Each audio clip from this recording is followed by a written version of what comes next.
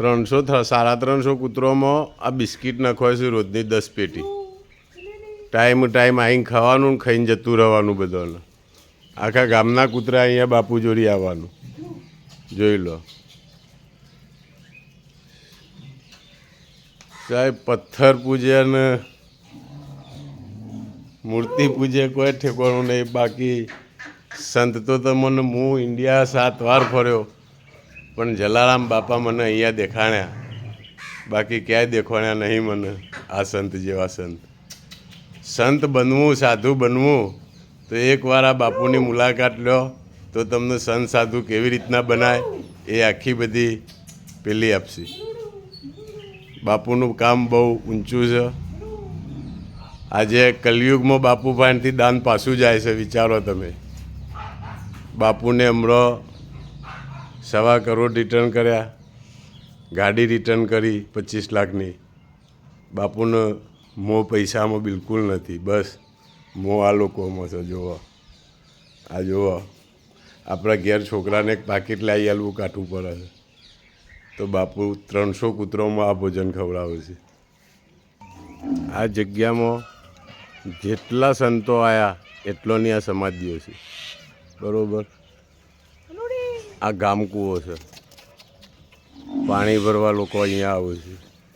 કૂતરા બાપુના બહુ છે. બાપુનું જીવન તો મેં જોયું સાહેબ, ક્યાંય મને જોવા નહીં મળ્યું. આ બોર્ડર ઉપર ગામ છે. પાકિસ્તાન પથ્થર નાખે તો એને આવો. ગામનું નામ જોઈ લો, કરબુણ. ઓમ નમો નારાયણ. હજી બહુ વિડીયો જોવાનો હોય તમારે. આ સંત નિવાસ છે. સાધુ સંતોને આવું તો રોકાવા માટેનું.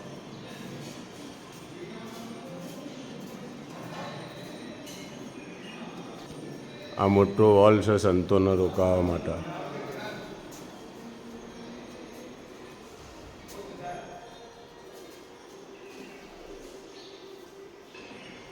આ જગ્યામાં આટલી ઉંમરવાળા, આ દરબારો, આ પટેલો આ જગ્યામાં સંત સાથે રહીને સેવા કરે છે.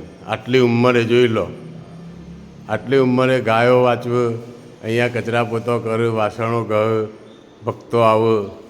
બાપુનું ઇન્ડિયાની અંદર ફર્સ્ટ નંબરના સંત જોયા તો મેં આ ગામમાં આવીને. માણસો પણ આ ગામમાં આવીને જોયા. બહુ સારા દરબારો છે, પટેલો છે, બધા આટલી જગ્યા ચલાવડાવે છે એટલે વિચારવું પડે આપણે. તો તમે આવા કર્મ કરતા રહો બધા. આ બનાના પટેલ છે ને બનાના દરબાર છે, જોઈ લો. હજી બહુ જોવાનું છે બાકી, તમારે બતાવવાનું છું હું તમને.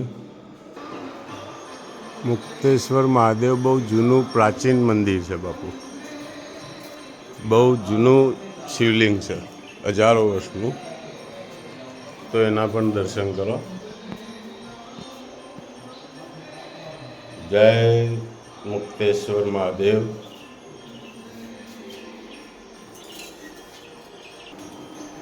આ બાપુનો ધૂણો છે. સંતોને કે આવું છે કે જોઈ લો ધૂણો.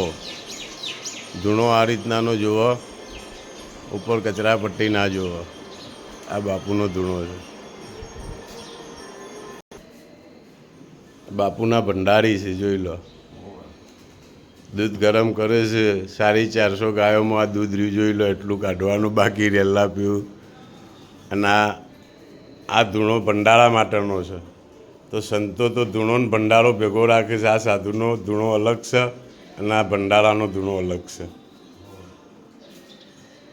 સેવા કરવાવાળા એ બધા સારા માણસો છે. આ બાજુ આ રામ ભગવાનનું મંદિર બનાવ્યું છે બાપુએ. રામ લક્ષ્મણ જાનકી જય બોલો હનુમાન કી. લો દર્શન કરો રામ ભગવાનના. ઓમ નમો નારાયણ. ગાયો જોવાની છે, હજી બતાવો બીજા વિડીયોમાં. ઓમ નમો નારાયણ.